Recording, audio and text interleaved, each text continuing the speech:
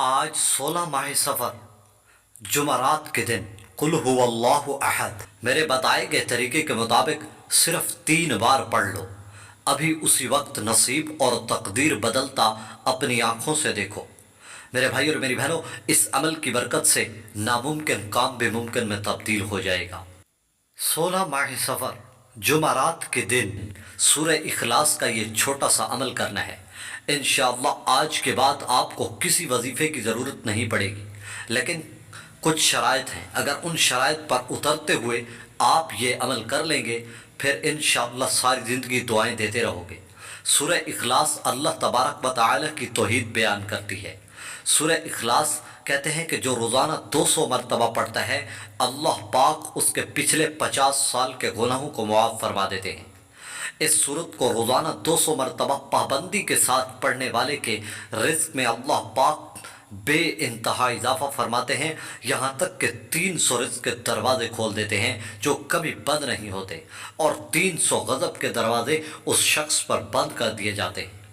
اور وہ جس دن مرے گا اس دن 1,10,000 فرشتے اس کے جنازے میں استقبال کے لیے شرکت کریں گے۔ میرے بھائی اور میرے بہنوں، سورہ اخلاص کی فضیلت اگر میں بیان کرنا شروع کر دوں تو ویڈیو لمبی ہو جائے گی، لیکن آپ کو یہ چھوٹا سا عمل پیش کر رہا ہوں۔ انشاءاللہ یہ چند سیکنڈ کا عمل آپ کی زندگی ایسے بدلے گا، آپ کی تقدیر بدل جائے گی، اور آپ ساری زندگی دعائیں دیتے رہو گے۔ یہ عمل کرنے سے جیسی بھی حاجت ہو مانگو گے انشاءاللہ پوری ہوگی۔ ناممکن کام بھی ممکن میں بدل جائے گا۔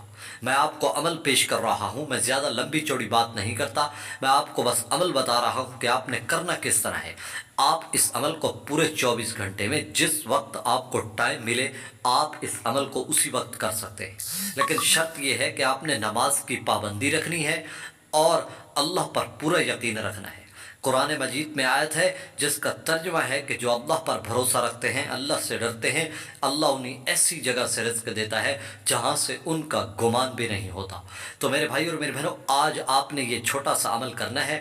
پہلے جب آپ عمل شروع کریں گے، جس وقت کر رہے ہوں گے، سب سے پہلے آپ نے پہلے نمبر پر 100 مرتبہ درود شریف پڑھنا ہے۔ درود ابراہیمی پڑھ لیں تو زیادہ افضل ہے، ورنہ جو درود شریف آپ کو آسانی سے آتا ہو آپ وہ درود شریف پڑھ لیں۔ صلی اللہ علیہ وآلہ وسلم، یہ درود شریف پڑھ لیں، 100 مرتبہ پڑھنا ہے۔ جب آپ یہ پڑھ لیں گے، پھر اس کے بعد آپ نے دوسرے نمبر پر 100 مرتبہ استغفر اللہ یہ پڑھنا ہے۔ اس کی تسبیح پڑھنی ہے پوری توجہ کے ساتھ۔ اس تسبیح کو پڑھنے کے بعد پھر آپ نے وظیفہ شروع کرنا ہے۔ پہلے نمبر پر آپ نے ایک سورت پڑھنی ہے، سورہ فاتحہ، الحمدللہ رب العالمین۔ یہ سورت آپ نے صرف 1 مرتبہ پڑھنی ہے اور پورے دھیان کے ساتھ پڑھنی۔ جب آپ یہ سورت پڑھ لیں گے، پھر اس کے بعد آپ نے دوسرے نمبر پر سورہ اخلاص پڑھنی۔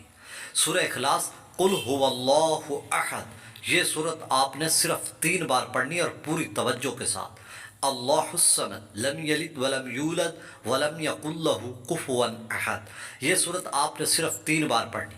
جب آپ یہ پڑھ لیں، پھر آپ نے آخر میں استغفر اللہ کی ایک تسبیح دوبارہ پڑھنی ہے۔ دوبارہ پڑھنے کے بعد پھر آپ نے درود شریف کی، جو شروع میں درود شریف پڑھا تھا، وہ درود شریف کی ایک تسبیح آخر میں پڑھیں گے۔